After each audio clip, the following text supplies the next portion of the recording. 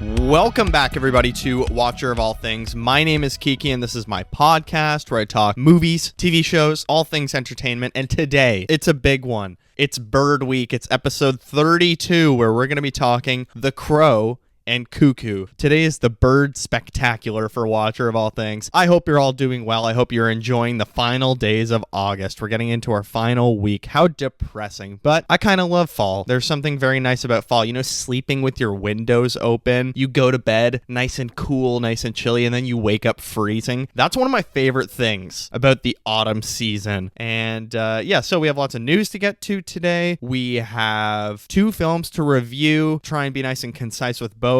As always, there's timestamps below in the show notes or the description on YouTube. If you want to, avoid spoilers on one of the films, or you don't want to know anything about one of the films because you're waiting to watch it, you can absolutely jump around, go just to the Crow section or just to the Cuckoo section or just the news and what else I watched, because I did watch some other things this week, which I will talk about in what else I watched. But let's get right into bird law. Let's bird up. I'm trying to think of any other bird things I know from TV shows. Really, bird law is my favorite, that Charlie Kelly specializes in bird law. But let's get right into the news.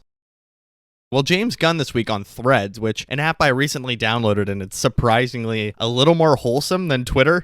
James Gunn on his Twitter this week was talking all about visual effects because someone, what do you say on Threads? Someone threaded him, someone tweeted him, like someone posted to him. Anyways, they said the last few years, overworked and underpaid visual effects artists have been forced to work with very tight deadlines, which has led to understandably bad CGI in a lot of big budget movies. Do you plan on taking a different approach with your films? Which James Gunn replied back saying, if you do some research, you'll see that my films have always taken a different approach, and I've always given my visual effects artist collaborators time to do their jobs properly and the respect they deserve. And the quality of the visual effects in those films is uniformly great because of it, and because my friends at Weta and Framestore and ILM are more amazingly and talented. He continues saying, this is why we wrapped on Superman a year before release, and why they've been hard at work on many shots for months before that. This is why we started heartily at editing during the shoot. It's why I prepare so vigorously, and why we only shoot finished screenplays. And Supergirl, which I'm not directing, is being handled the same way. I can't praise the visual effects artists that help us create magic enough. The last couple of weeks, James Gunn has made a lot of really great posts on Threads, maybe Twitter as well. Someone asked him, what's the best advice you can give for someone going into a project? And he kind of gave like a 5-step plan. He's like, step 1, have a polished screenplay. Step 2, make sure everyone is on the same page, that the screenplay is fully ready to go. And he just really went into preparation and not starting a film with a screenplay that's not ready to go. And I really like the approach he's taking with visual effects as well. I've seen so many people post this fact this week, and it's so interesting to think about. Superman comes out next summer. It has wrapped. They've already started working on visual effects and editing while they're still finishing the film. They have almost no reshoots because James Gunn notoriously doesn't really do reshoots on his film because he just overly prepares and is just always over-prepared for every day. And everybody has talked about his professionalism, his efficiency. He's talked about on podcasts as well how Kevin Feige loved him because he would always come under budget. Put that in contrast to Fantastic Four. It comes out the same month as Superman next year, and it has just started filming, a month ago? Or not even, maybe 4 or 3 weeks ago? And it has the same release month as Superman. So not only are they going to film an entire movie by then, they have to do all the visual effects, editing, everything in the same timeline as James Gunn's Superman, which has been filming since January, has wrapped filming, has edited while filming, has done visual effects shots while filming, and has been extremely prepared throughout the process, and now has a year just to edit the film. Is that not crazy in the methods they're working in between James Gunn at DC and Marvel, how they work on their projects? I'm sure James Gunn was just as he is on his Marvel projects. You can tell outside of the Guardians films that they are following the Fantastic Four formula and that Marvel formula of shooting, editing, everything, production, everything within a 12-month timeline. Just like the Avengers movies that are going to be coming out. They're all going to be extremely rushed, the next 2. But I have so much admiration for James Gunn, and I have so much respect for not just him, but his producers that he's working with, the respect they give to their visual effects artists. But not even that. It's really interesting to hear James Gunn in any interview, because if you mention a department or a single like position on the film, he can literally name everybody and says, oh yeah, they're such a nice person, like blah blah blah. Like he talked about, again, in that tweet he put out last week where he was talking about like the keys to a successful film. He said hire competent, not just actors, but crew in every position that you can trust to work to the best of their ability, and that they will put in just as much effort as you. I just think DC might be in for a very good 10 years if they are listening to Peter Safran and James Gunn, because of James Gunn's track record. And I don't know, I just really loved his post and last week's post. I think there's so much toxicity in the industry, and there's so much like depressing shit in Hollywood and movie making and TV production. But it's just nice to see a director and someone that's now a studio head stand up and say, no, actually I wrap like way ahead of time to give my films enough time that everybody can work on a respectful schedule and they can still have lives. Like I love that. I couldn't be happy enough with that. It was announced this week that The Acolyte was canceled and there will be no season 2 for the Disney Plus Star Wars show. I have to say I'm shocked with how much of a cliffhanger they left season 1 on. It is so fascinating to me that we're not going to get a season 2, but if you kind of look in the grand scheme of things, there was this Lucasfilm announcement, a few years ago, or Disney Lucasfilm announcement a few years ago. Half of their projects have been put on permanent hold, have been canceled, or are just not coming back or reshaped into a movie instead of a season of TV. So I'm not that shocked. Although I think this show received so much unnecessary hate and criticism that really wasn't warranted. But also, there was just disgusting attacks on the performers in the shows themselves. Like, I think Star Wars is such an unattractive property to attach yourself to now because of the fandom. Because look, Star Wars has always been political, but now being a fan of the show is political, and it's like leaking into, the real world and politics. It just feels like, what's the point anymore? Like, we don't really deserve Star Wars anymore, but also a lot of their stuff they're putting out is very mediocre, feels extremely underdeveloped, and could have used like way better writing and really punching up of the scripts, and feels, I don't know, it all just feels like kind of fan films. I know that's an extreme cliche to say, but it does. Everything, I really saw an interesting tweet this week about costumes and new TV and films, and he was talking about how it really bothers him that in everything, every costume always looks brand new. Everybody's makeup, hair, skin always looks perfect. Everybody looks like they're in a stage production or a fan film where it's all costumes they've bought themselves so they can't ruin them. And that's so true. Every Disney Plus show, everyone looks absolutely perfect in it. Their costumes don't have a speck of dust or dirt on it, and it's really weird. So I don't know, The Acolyte, I talked about it a few weeks ago. I think it had some okay moments, but for the most part, it really should not have been a season of television that was 8 episodes. I think it could have made a good Star Wars movie if it was really condensed and punched up in the script. I don't think any of those characters really are going to come back of the new characters. I mean, we know Darth Plagueis and Yoda. We know what happens to them. So whatever. I mean, I'm not really disappointed, to be honest. I think Star Wars is in another really interesting phase right now of kind of being reworked, and Star Wars doesn't know what it wants to be, which I think so many franchises are now not sure what they want to be. Do they want to be a streaming show? Do they want to be movies? Do they want to be movies and streaming? Like, I think Marvel is really cutting down on streaming now and making that sort of like supplemental stuff or additional viewing things. Like, you don't really need to watch the shows. It's just the movies that matter. So I don't know. The Acolyte, I feel bad for the performers that were in it, but whatever. I mean, we're going to get more Star Wars regardless. So the Acolyte is not coming back. They've removed all of their merchandise from the Disney Plus store. What a bummer for all those people.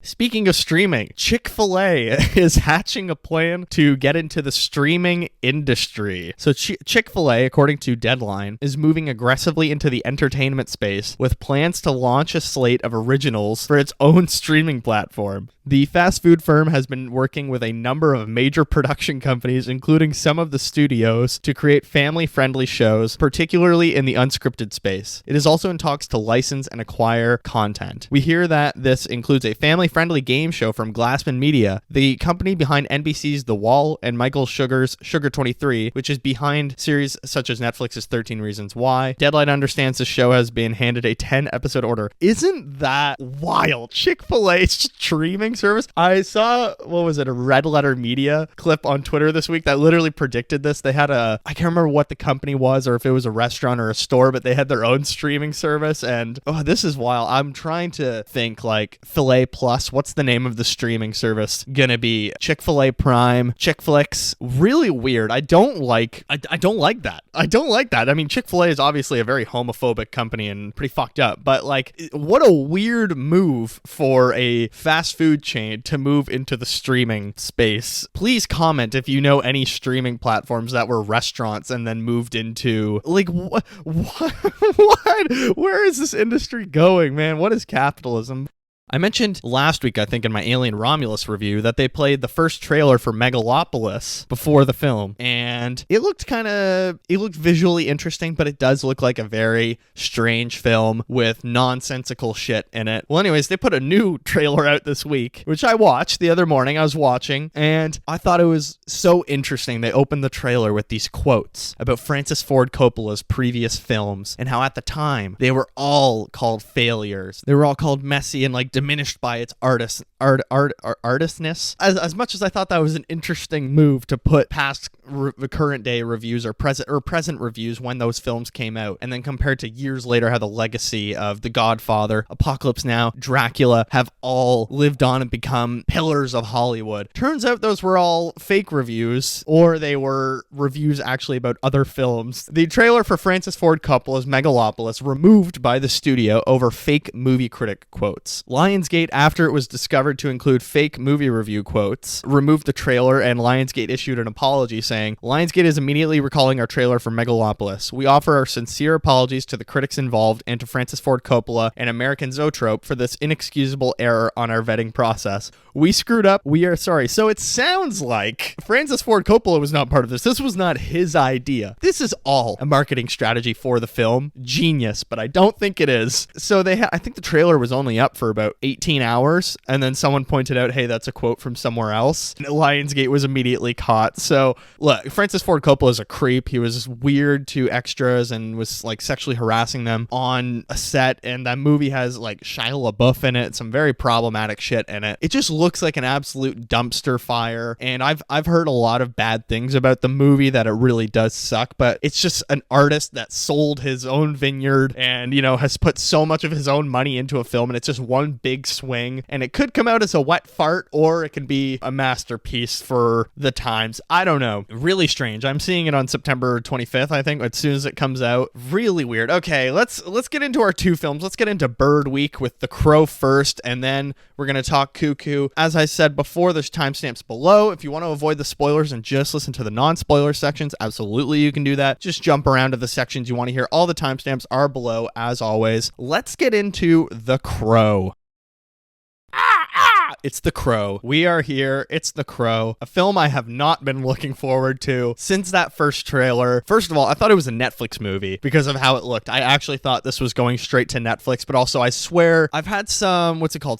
Not Stockholm Syndrome. Some kind of effect, the Mandela effect, where I thought I saw the Netflix logo in the first trailer at the end because of the color scheming, and I was like, oh, that's a Netflix movie. Okay, interesting. So it's going to be like 1 week in theaters and then go on streaming on Netflix, right? Turns out none of that was true, and it was just a weird coincidence. So this looked like a Netflix movie, but let's talk about The Crow. The Crow is a 2024 action fantasy movie. An hour and 51 minutes. Its Google in a nutshell is intense, brooding, emotional. It is directed by Rupert Sanders. Currently has 19% on Rotten Tomatoes. The synopsis is, soulmates Eric and Shelley are brutally murdered when the demons of her dark past catch up with them. Given the chance to save his true love by sacrificing himself, Eric sets out to seek merciless revenge on their killers, traversing the worlds of the living and the dead to put the wrong things right. It stars Bill Skarsgård as Eric Draven / The Crow, FKA Twigs as Shelley Webster, Danny Houston as Vincent Rogue, Lauren Byrne as Marlon, Jordan Bolger as Chance, Isabella Way as Zadie, Sammy Buagila as Kronos, and David Bowles as Wickham. So first impressions of The Crow, bad. Very, very, very bad. Like the main characters, this movie is soulless. Oh my dear God. It is not only bland in color, it is bland in emotional stakes, in action, in any sort of interesting story to tell. This is one of the most tiring remakes I have seen. Because if you didn't know, this was Brandon Lee's final film where he died on set of this film because he was shot by a prop gun. And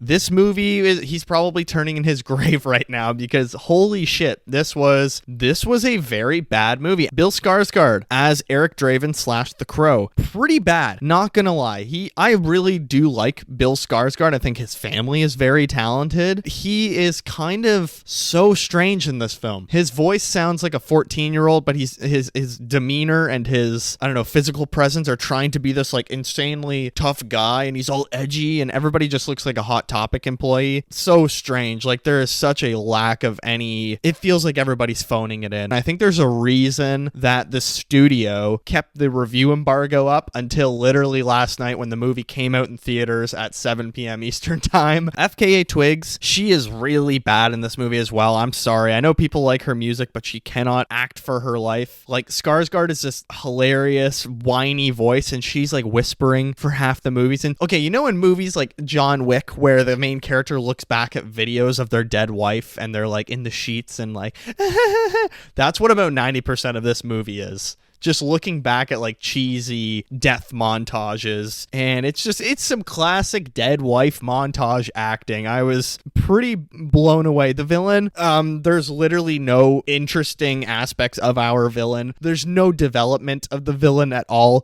We know the same amount about him the entire movie. Like from his first scene to his last, there's never really anything interesting ever revealed about him. Really weird. Same with all of our henchmen and goons. We don't know who any of these people are. We don't really care. There's such a lack of any kind of character arc in this film, really, other than for Eric / the Crow. It's such a weird movie. This feels like the first draft of a script where someone like has an idea for a remake, so they're like, okay, I just want to kind of write down, get my ideas out there, but obviously this isn't going to be, it's going to really need to be punched up, and I'll show it to some other writers, see what other people think, get their ideas in, and we can really make this something special. Nope, this feels like this was like first draft, out the door, make it right away, get it in theaters, because holy moly. And the performances, it just felt like watching everybody in rehearsal, like, all right guys, this is, we're getting close to the actual shoot. Let's all keep the intensity down because we don't want anybody to get hurt. We don't want to, get out all of our energy before we get to filming. Let's save it for the day. This feels like really strange. Oddly, it feels very early 2000s comic book movie. Not early 2000s, I'd say like 2008 to 2011. Like this feels like one of those movies that is trying to start a franchise but just fails miserably, a la The Mummy in the Dark Universe. This feels like that. Do people really love The Crow? Like I feel like a lot of people of my generation born in 2000 onward have never heard of The Crow unless you really do enjoy very out there comic books or have gone back and watched that Brandon Lee one. It's just such a strange, unoriginal revenge tale with such minute character development.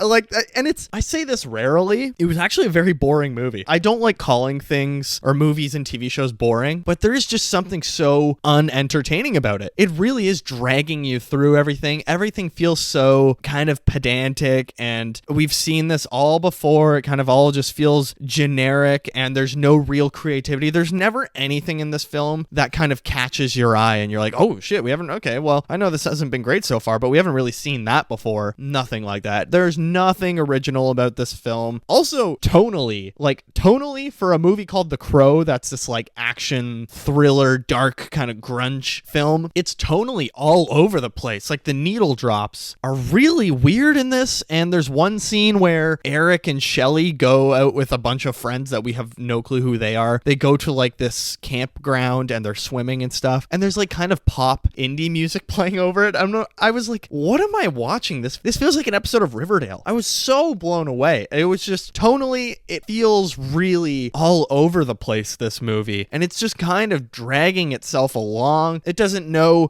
it feels like it's scared to commit to its full concept, and it's like, okay, we want to make a comic book movie, but we don't want to be like, oh, he's a Crow guy and go fully into it. Like everything is just very quickly explained or very just kind of stated straightforward. Nothing is said in a creative way or a fantastical way of like, wow, there's so much mysticism. It's just like, yeah, you're a crow guy, and if you give up your soul, blah blah blah. It's just everything is said in the most straightforward first draft way. And there's also just some weird filmmaking in this. Like, just the first time we see him is such a strange jump cut from Shelley and her friends, and then we just get Eric standing in the shower, and you just look, and it's just like such a funny cut of him just standing in the shower, water running down him with like just his butt crack kind of showing in the bottom of the frame. It's not like, oh my god, they showed his butt. That's not funny. What's funny is that jump scene, that it's like so serious to all of a sudden it's just like, whoa, dude, like everything feels so kind of mismatched and strange in this. Again, tonally, it's all over the place, and the movie just like has no flow to it. There's also some this is gonna sound crazy, and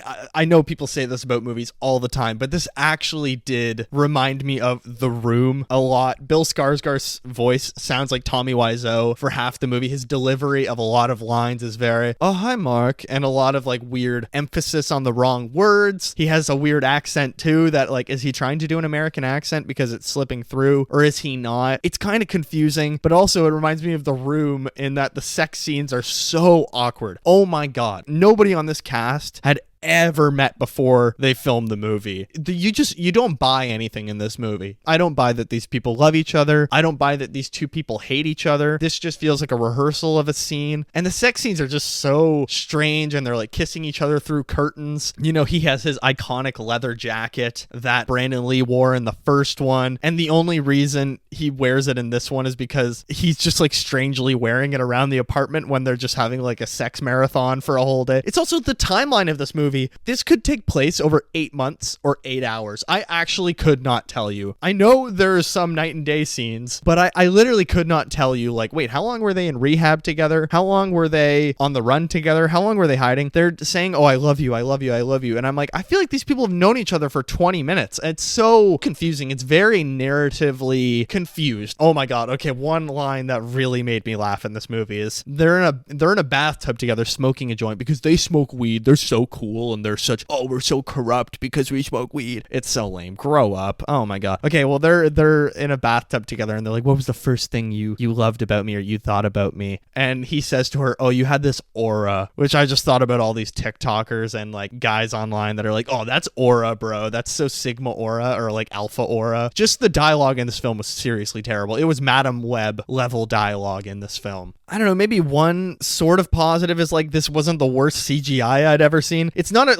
necessarily a good looking movie, but it's not anything special. All I can say is like he has a healing effect, and it didn't look terrible. There weren't any moments that stuck out to me like, oh, yeesh, that looks really bad. It was fine, which, I mean, if you're not putting money into the story or any type of creativity or hiring maybe better actors or a better director from the studio, at least you could put it into the visual effects, which I think they did. So not the worst CGI, but I mean, okay, I'm going to move into spoilers in a minute, but let me give overall thoughts on this film. The movie never really hits its stride. It always feels like it's still introducing us to these characters and kind of warming up, and then the movie ends. It's kind of stuck in first gear. It's simultaneously stuck and feels so slow and boring at times, and I hate calling stuff boring, but this was boring. I checked my watch during this movie because I wanted to know how much time was left. I rarely do that at the theater, but anyways, at my screening there was maybe 8 other people in a theater of like 110 seats, something like that. But look, this was pretty bad. Like, I thought, I don't know, it's probably going to be a 3 out of 5, pretty generic film. I was very surprised at how bad this was, and I had seen some initial tweets and leaks that, oh yeah, The Crow is unwatchable, and I don't know, I would say it's kind of unwatchable. It feels confused about what it wants to be. It's not committing to, if you're going to make this cool alternative comic book movie, just embrace it and go for it. Don't give us this bullshit 2004 half-hearted, people aren't willing to accept comic book movies yet comic book movie. Just go for it and make it fun. And I don't know, it's almost afraid of what it could be. So I gave it 1.5 out of 5. I wouldn't recommend The Crow. I think it's a movie everybody's gonna forget about in 6 months even. I haven't even seen that much promotion for it, which is funny, and the fact that the embargo was lifted the night that the movie came out tells you everything you need to know. Yeah, okay, I'm gonna get into spoilers now.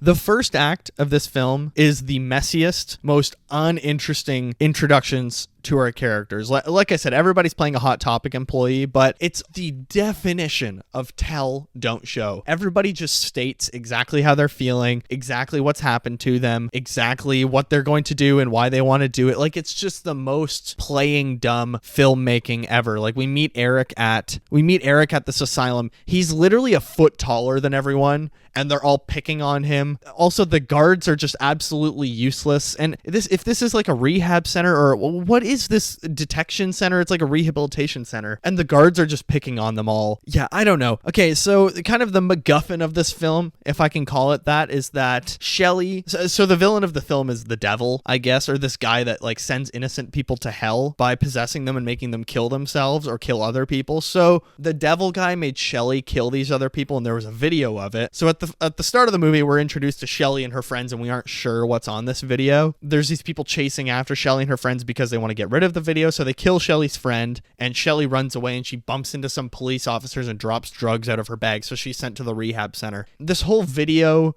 part of the movie is just kind of so boring and uncreative. Like, oh, there's a video on her phone. It's like they don't make any effort to do anything. The good guys of the film don't make any effort to like show the video to the police, because the police, what are they going to do about fucking Satan? It's so unclear what the goals are, other than, yeah, I'm going to kill them all. Like, that's just the Crow's goals of the film, which, like, fair enough. It's a straight up revenge story, but the characters are so muddy and unclear to us. Really strange. So the whole phone part was really weird, and Eric sees, so at one point Eric gets to see the full video, and he realizes, like, oh my god, Shelley's killed people. She's this terrible person, and the rule is that he's told is you will not die as long as your love for her is pure. So he starts to have doubt in his love, and he gets pulled down to the afterworld, and they're like, nope, you're done. And so he sells his soul for her soul, because her soul is like eternally damned and she's going to hell. He's like, okay, she can have my soul because it's still okay. And it's not even clear, is he going to heaven? Like, I didn't really get that. There's such little adversity for our characters in this film. Everything just happens so easily and just feels like going through the motions. Like, yep, okay, he's good. Okay, act 1 done. Okay, now he needs to face some sort of challenge. Okay, act 2 done. And like, it's just so predictable, and oh, he's gonna sell his soul for her. Oh, yep, okay, he did, great. Okay, he's gonna kill him. Oh, yep, he did, okay. And it's just like, what do you want me to say? It's you. I think you could, if I showed you the first 20 minutes of this film, you could probably jot down where you think it's gonna go and have like an 80% accuracy to it. There's nothing really out of the ordinary or mind-blowing about this. The fact they based the whole movie around this relationship between Shelley and Eric, which, first of all, terrible chemistry between the performers, so it's so hard to buy into this, and we aren't really sure how long have they known each other. Like, to me, it's not clear, and it's weird. There's just like one scene where it's a random kind of almost music video or like intimate singing session with FKA Twigs and Shelley. If you're gonna base a whole movie on this relationship, wouldn't you want to do some chemistry reading first? I feel like these two actors have never met each other, and just brutal. And like, the deal is, if Eric kills this devil guy, she'll come back to life. It's just so obvious. Like, as soon as we're told that, I was like, all right, well, Eric's gonna clearly win, and it happens, and it's so boring. It's like, we know what's going to happen. We know he's gonna kill him, and they're gonna get to come back to life. Give us some twists in the film. There's not a single twist in this film. It is the most first gear movie ever. And like I said, the villain is so underdeveloped. I couldn't tell you what actually the villain's name is. I cannot remember it for the name. And that's a problem. In a film, if you're watching a movie and you can't remember a villain's name, that is bad. And there's no character arcs in this. Like, Eric, from the first minute we meet him, and he's like watching a horse die. Okay, so Eric is used to having a shitty life and people dying, and that's his character arc throughout the film. The only thing that changes about him is, okay, he's gonna start killing people and become this like crow figure, but he's still gonna die in the end, which he does. He gives up his soul for her, and it's just, oh my god, it all feels so low energy. And like, our villain that's forgettable hardly interacts with Eric. I think they meet once in the film. That is bad. The fact that I don't know. You can have great films where our villain and our hero really only meet once, like Star Wars. Darth Vader and Luke meet, once in Star Wars? That's it. But that's a great film because of how developed our villain feels, and how, you know, how great that character is written, and then that they feel so dark that they almost don't need explaining. Like, you just kind of get the gist of it. In this film, okay, who is this guy that's talking about he's been around for centuries, and he's like killed people and hurt all the greats. And also, there's this running story of like, he's recruiting for an opera house, and he's recruiting this young girl who's a piano player, and that just never goes anywhere for like half the film. She's always with him, and you're like, why do I give a shit about this piano player? Stop showing me her. Like, who is she? She has nothing to do with the story. It's so weird. Oh my god, I don't get it. I don't get it. I understand that Shelley plays piano, so he's looking for a new piano player, I guess, but we keep seeing this new piano player who just doesn't go into the story. Okay, the ending. Well, there's like one really big action set piece, and although also there's not a lot of action in this film, surprisingly. It's pretty low on the action, and all the action they do show is very low energy, feels very slow and sloppy, uninteresting. We're introduced to one of Eric's friends. He dies within like 5 minutes of meeting him. It's pretty funny. It's like, oh, okay, well that was that character come and gone. Yeah, there's this whole opera house scene that's very, I don't know, that wasn't the worst thing I've ever watched, but how does nobody in the opera house hear all of these gunshots going off? There's probably 1,000 bullets fired, and you're telling me nobody heard a gunshot when it's just curtains keeping the outside from the inside? I didn't buy it. That was just like, I can suspend my disbelief, but I don't believe you. Yeah, in the end, he saves her and Eric dies, and he has to stay in his little crow underworld. Also, I would give it a 5 out of 5 just based on how many crows there are. There were crows in this film, so I'll give it that. You know, at least we did get a crow, and it put the crowiness into the movie. And for Bird Week, you got to enjoy the crows. Yeah, he saves her in the end, and it's a very clear monologue at the end that, oh yeah, we're setting up a sequel, like, but there will be times that I need to come back. You know what I mean? Like, no one's ever truly dead, or love never truly dies. There will not be a sequel to this. If this gets greenlit, I will be absolutely blown away. Yeah, I gave it 1.5 out of 5. I think it was probably my third or fourth least favorite movie I've seen this year, and I've now seen 36 movies from 2024. This was bad. I would not recommend it. Bad performances, bad story, just it's so boring. It's actually a very boring movie, and it's not entertaining, and you will be wanting to check your watch or check the time. That's been The Crow. I would not recommend. But let's move on to Cuckoo, another film that is bird related, is kind of scary. Let's get into the non-spoiler section for Cuckoo.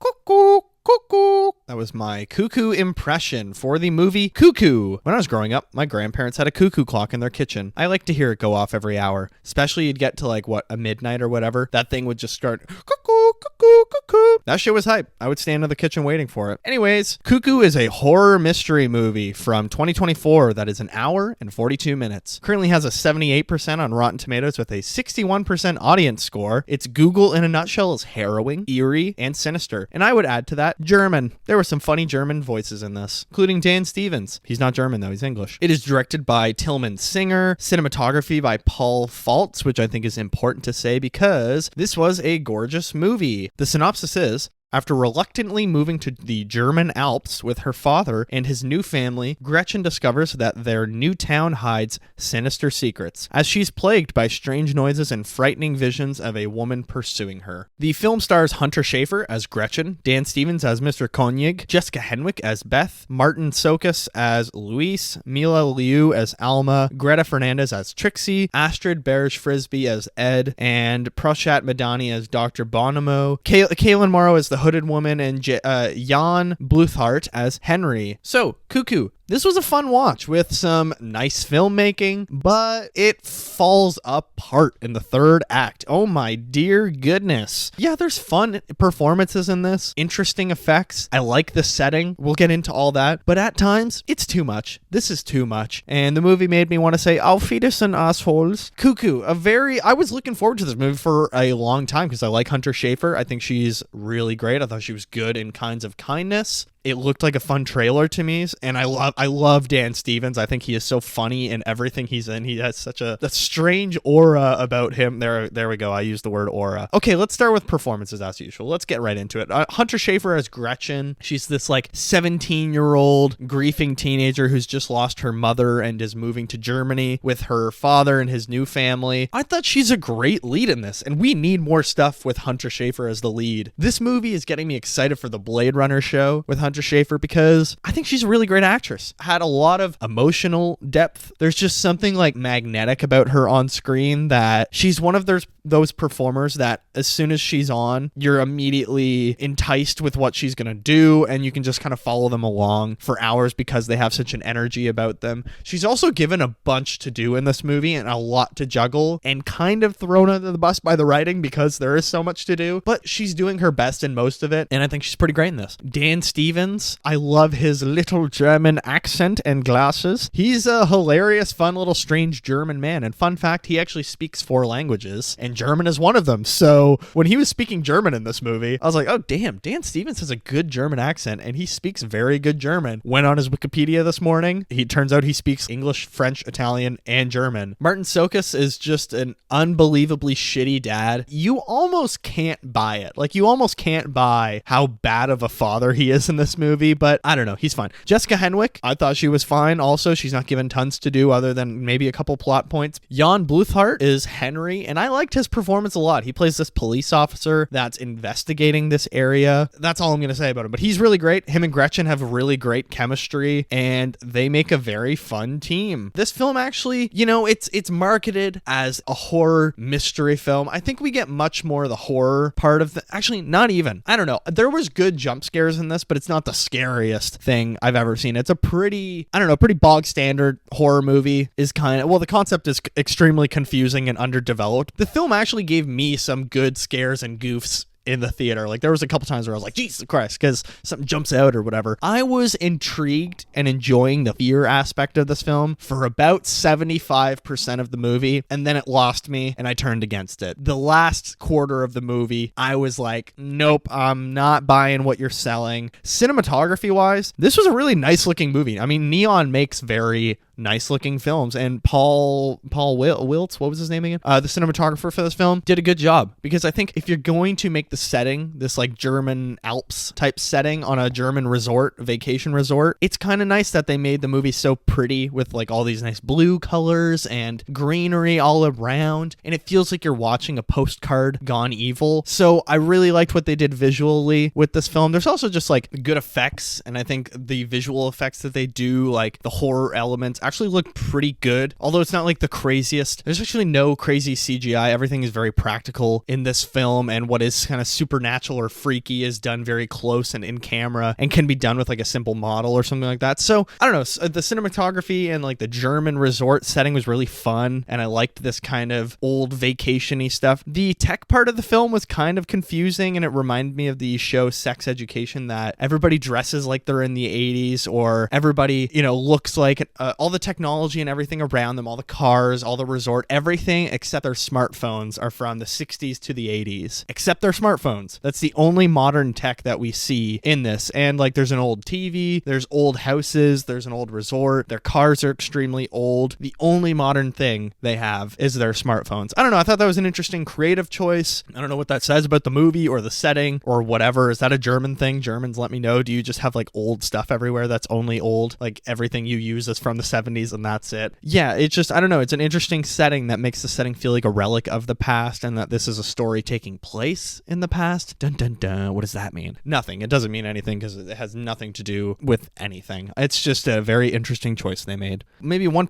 weird part of the movie is that there's a relationship dynamic I was a little confused by, because one character is 17 years old and the other one seems much older. It's kind of unclear, how old is this person? Like, she looks maybe 15 or 10 years older than her. You can probably guess it involves Gretchen. She's in a relationship with someone else, and it's kind of unclear how old this other person is. So I thought that was weird, but that's like such a minute thing that's not, I don't think anybody else is complaining about that. I just thought that was weird for my sake, for my mental sake. I was like, wait, what? How old is this person? Gretchen's 17. I think the film starts out very promisingly. Emotionally, I really liked how they established everything, that Gretchen has just lost her mother. She's now moving into a new phase of her life. She doesn't want to live with her dad, and she's finding it very hard. And I liked all that stuff. If this feels like, again, 75% of a great movie, or like 3/4 of a really great movie, and then at the end it just all comes apart because it doesn't know how to explain itself or what it wants to commit to. Like, I really liked the first half hour of this movie because it was entertaining, it was kind of heartfelt, but it's also kind of spooky and weird. There's like the first scene that we see is kind of scary. It opens with a scary scene. So it is a fun movie. I didn't hate this by any means. I understand the suspension of reality when you're watching movies. I'm someone who constantly hates when my friends or my family are like, oh yeah, right, they would do that. It's a movie. You have to suspend your belief and mysticism and magic. It's a movie. You have to take everything with a grain of salt. But there are some character choices in this and plot holes I found so hard to ignore. I'm not going to say them until spoilers. That just goes into the underdeveloped, nonsensical writing of this film that is so frustrating at times. I very rarely just get so bothered by character choices or things that are happening in front of us in movies. What? That doesn't make any sense. Why would you do that? But sometimes watching this movie, I was absolutely blown away by the character choices. And I was like, where is this coming from? This is so sudden, and what a random choice to make. So yeah, the film really does fall apart in the third act or like last bit. It just starts kind of throwing concepts out there and story points without really thinking about any of it or feeling cemented in anything. They're just struggling and like kind of covering all these bases. And it's like, guys, let's just stick to one thing, please. Let's make one really articulate, good, strong story, one concept that we can fully explain, we can fully be committed to, and it just feels very undercommitted to all of them. But look, overall, if you enjoy Hunter Schafer, like you're a Euphoria fan, or you liked Kinds of Kindness and it had Hunter Schafer for about 10 seconds, if you're a Hunter Schafer fan, if you like Dan Stevens, if you like neon horror movies, you like horror movies in general, even terrible ones that you'll watch, if you like movies that feel kind of low budget, independent, and are very gorgeous, I would recommend it. It's not going to blow your mind. It's sometimes extremely frustrating to watch, but like it gave me a fun time at the movies, and it was a nice palate cleanser after The Crow. I gave it 3 stars out of 5, which I don't think is terrible. It was enjoyable, and I would recommend it if you want just a fun night out at the movies. Okay, let's get into spoilers and some of the things that really pissed me off about this movie. Okay, so I didn't fully get the whole villain aspect. They're impregnating people, are able to kind of mind control them like cuckoos, or like the whole villain aspect to me feels very confusingly explained, but also wishy-washy, like they aren't really sure how it works as well. Or they're like, okay, let's just get some BS exposition in here and I'm sure people will get it eventually or whatever. They'll buy it and they'll move on or just roll their eyes. But I didn't really quite understand. There's all this like parasite talk or insects as well and bugs, and I was like, what? And I didn't get the whole like juice coming from between your legs, like the women would like bend down and pull this juice out of their legs and rub it on the face of the other person, and everybody would start scratching their legs, and I was like, what? I don't get what's happening in this movie.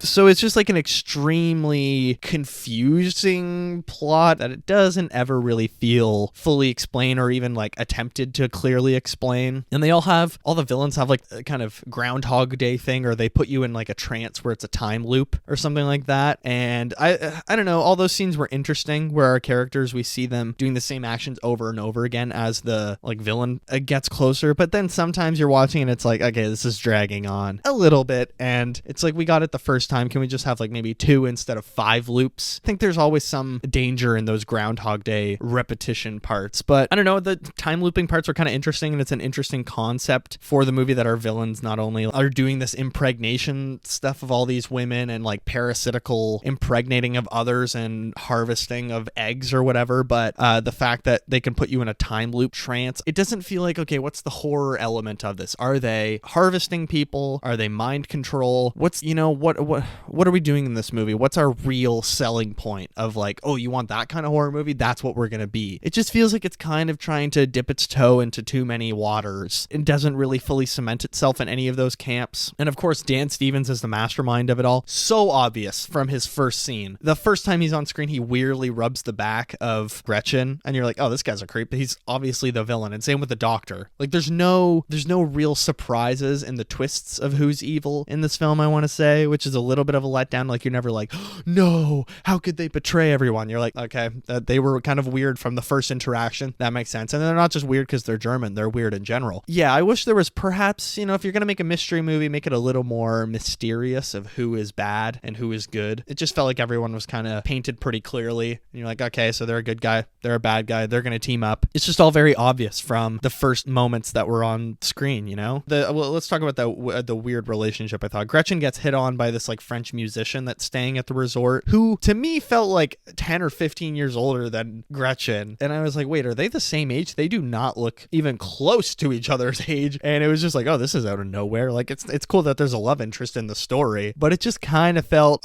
random. Spoiler, I did enjoy actually, like, one story aspect that I did enjoy is Hunter Schafer's character Gretchen calls her mom's old voicemail box and leaves messages because it's like therapeutic for her to feel like she can hear her mom's voice and talk to her mom, which we've seen in a million movies before, but it's still very touching in this. And Gretchen's little sister or half sister, she's nonverbal, and she uses this like Google Translate or like this voice on her phone. She types stuff in and it reads it out for her. So she leaves Gretchen's mom a voicemail saying, "Hi, Gretchen really misses you. It's really hard for her here. She'd love for you to come visit because she doesn't understand that she's dead." And I actually thought that was a very nice emotional beat in the story. They are bonding, and that's what unites them because Gretchen doesn't acknowledge her as her sister. That was a very nice like story beat for me, that Gretchen doesn't feel so alone anymore. At least she has someone that does love her and in her corner, and there's a nice, but also Gretchen does like stick up for her sister at times because her parents are so overbearing. Like they're like, "Oh, you can't listen to music, it'll give you seizures," and she's like, "It's just music, like let her listen to music." I don't know, there's some like nice relationship moments actually, as you know, sisterhood. I don't know, I guess that's the theme of the movie is sisterhood. But okay, plot points I hated. All of Gretchen's dad's choices. He's a terrible father. Everything is just like so morally justifiable that if you told a police officer about it, they would be like, yeah, that's neglecting your child, leaving them in a hospital. It felt like the cop wanting to kill the little sister and Gretchen stabbing him came out of nowhere. So yeah, Henry, the cop, and Gretchen team up because Henry's wife was killed by these people. It's interesting. I really liked their team up, but it just, the whole cop wanting to suddenly kill her little sister because she's one of them, and then Gretchen turning around and just stabbing him and slashing his face felt so out of nowhere. I was like, no, I was enjoying this team up. Why would you stab him? Try to convince him or anything. Felt very out of place. It was a twist that I wasn't really welcoming up in the moment. A very small detail that bothered me. Gretchen like fractures her shoulder or something, or her arm, and it's in this huge mechanical brace. In the, you know, our third act, we have of course the showdown with the main evil old lady, hooded lady, that I didn't really understand who that was even. Gretchen's shoulder is just so messed up and she has to reach for her butterfly knife, but it like hurts so much to reach for her. Then 5 minutes later, she hugs her sister and is just moving her arm around freely. No pain, no nothing. The whole time I was distracted by the arm. I was like, how is she moving it like that? Is she, oh my God, like just a little bit of continuity, please. So that bothered me. The whole final act of the film just felt so locked in a box and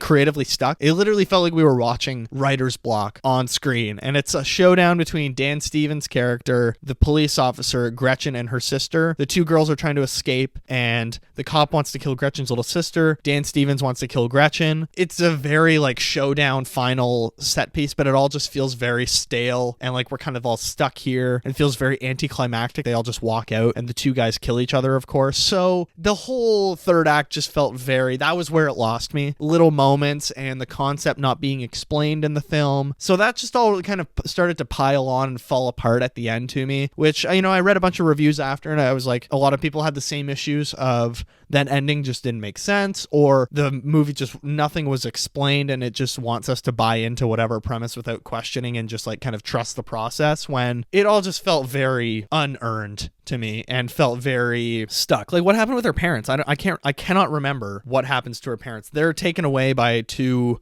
hospital employees. We never see them again for the rest of the movie. So that was weird. She in the end just escapes with the French lady, who just happens to be coming out of the hospital and appears to be the one person around in the entire hospital, is coming outside. So they get in the car and all drive away, and she escapes with her little sister. I don't buy it. That felt like a real cop-out ending. Like, oh, we got to give them a happy ending. So she escapes with the older French lady. That just felt like, come on, man. Come on, man. That's my Joe Biden impression. Come on, man. The ending, you know, there's so many mental hurdles they want you to jump over for the sake of the story of, but remember, you're being entertained. And it's only about an hour and 50 minutes, but it just feels so dragged on by the end. And okay, we kind of lost the steam of the story here. And you guys have a million ideas as writers, but none of them are sticking. So, no, like everybody's kind of dying in the movie towards the end, but all of a sudden they all just drive away together. And like Gretchen collapses collapses at the end of the film and then suddenly she's just okay in the car. What's up with that? Just nothing. Oh, okay. I think I'm done with Cuckoo. This was an extremely frustrating watch at times, but it has such a nonsensical ending or explanation. But given all that, I still kind of had fun. Like for the first 3/4 of the movie, I was entertained, and it's like a potentially fun premise. I don't know. If you're okay with like horror movies that don't really explain themselves, like Night Swim or whatever, or you just like horror movies in general and don't care about quality, or if you're a Hunter Schafer fan, like I said, I would check it out. But yeah, that's been Bird Week. I say we move on to what else I watched. All right, watched a couple things, couple animated things, and then a couple of very serious movies. I watched Crisis on Infinite Earths of the Tomorrowverse Part 1. It's fine. Like I said last week, animation style is really not that great. I find it kind of very, just kind of bland and just page to screen, but like take away all the colors and just make everything very basic, like Microsoft Paint art. The story is kind of fun. I do like the Tomorrowverse Crisis on Infinite Earths Justice League stuff of all these different timelines being erased and messed up. Like that's fun seeing old Barry Allen, old man Flash versus young Flash, and Wally West and Barry Allen and all them. I like that stuff. Like I said, some of the voice acting is just not very good. Like I just don't really like the voices of the actors. They just don't feel like they really suit these characters. But watching that, I started watching the Justice League TV show from like 2004, not Justice League Unlimited, the first one that came out, which is just Justice League. I watched the first 4 episodes, really good. I watched episodes 1 to 3, which are 3 parts called Secret Origin, and then episode 4 is In Darkest Night. I think the voice acting is so good in that show. The story's really good, and that could be a great blueprint for a Justice League movie. I also watched 2 extremely serious films. First of all, we were away last weekend and I downloaded some movies on my laptop. We watched Schindler's List because my girlfriend hadn't seen it. That was probably my 4th or 5th time seeing it. Every other time was for actually school, for university, because I was a TA in a Holocaust course. I also took the course when I was an undergrad, so I watched it both times, and just kind of like a masterfully made film. I really do like Schindler's List. It's just artistic in its delivery. It's 3 hours and 14 minutes, but it never feels, it always maintains great characters and complicated people, and also just like a terrible situation, of course, but it is Steven Spielberg. The movie feels very personal.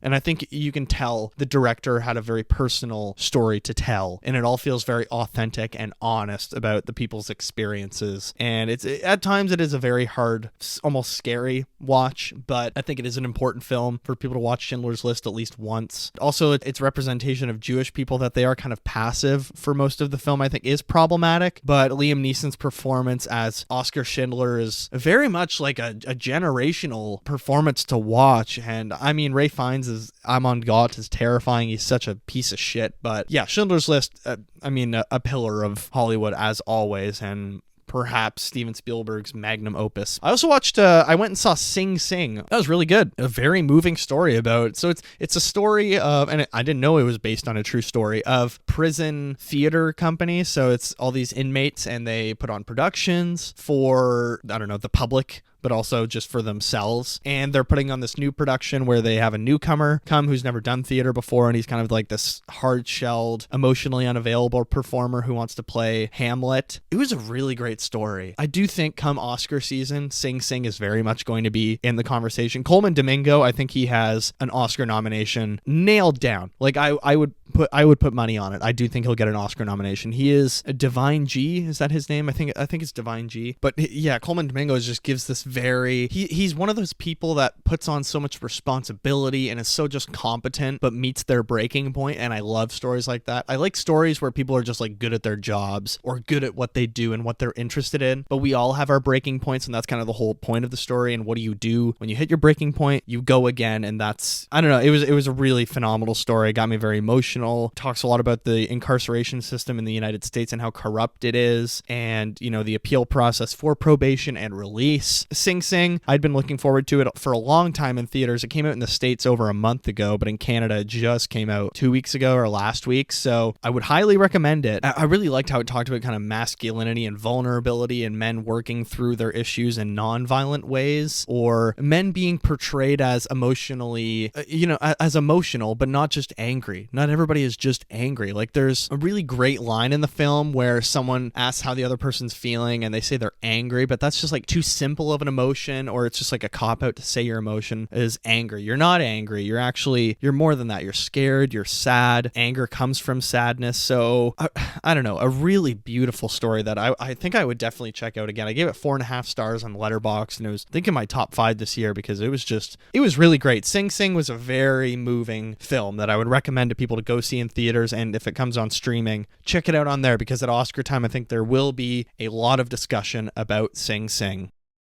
And I think that about does it for episode 32, our Bird Week Spectacular, The Crow and Cuckoo. You know, one pretty bad movie and one okay movie that I had fun with. You know, The Crow, no real redeeming qualities. Cuckoo, a pretty fun story that I think just kind of sells out at the end and the wheels kind of fly off. Once again, a very fun Bird Week for us. And as always, please rate and review the show 5 stars on all of your streaming platforms. Give it 5 stars, share it with a friend, share it to social media. It helps with engagement, helps grow the show, and if you give a 5-star review, it might even be read out on the show. We are also on YouTube. Go and like all of the podcast videos and all of my shorts. You can comment. What did you think of The Crow? What do you think of tired remakes such as this one? Was it worse than Madam Web? I've seen some people say it was worse than Madam Web. I think Madam Web is a very low bar to set, although Borderlands did do that, which I saw last week. Some pretty bad dialogue. What else have you been watching this summer? Get in touch with me on there. Go like, subscribe, and comment. You can hit the notification bell so you know every time a new podcast drops or a short drops. If you want to get in touch with the show, there's a few ways you can do that. You can email us, watcherofallthings@gmail.com. You can also find us on social media with TikTok and Instagram. The TikTok is watcher.of.all.things, and the Instagram is just watcherofallthings. Go follow us there. I post stuff all the time. You can also follow my personal Letterboxd account, which is KikiJ70. That is KIKIJ70. You can see my lists I post on there. I have an ongoing 2024 ranked list that you can go check out. And I'm also on Threads now at Watcher of All Things on Threads. Go follow me on there if you want. I feel like not tons of people use Threads, but I've been trying to get into it recently and it's not that bad. So I think that's going to do it for episode 32. Thank you all so much for listening. As always, we will be back next week with the Zoe Kravitz film Blink Twice, which I'm looking forward to. It actually looks okay with the previews. I've heard mixed reviews, but I'm still excited to see it. I think it looks interesting at least. Thank you all so much for the support as always. I hope you have a phenomenal week and I will see you in the next one.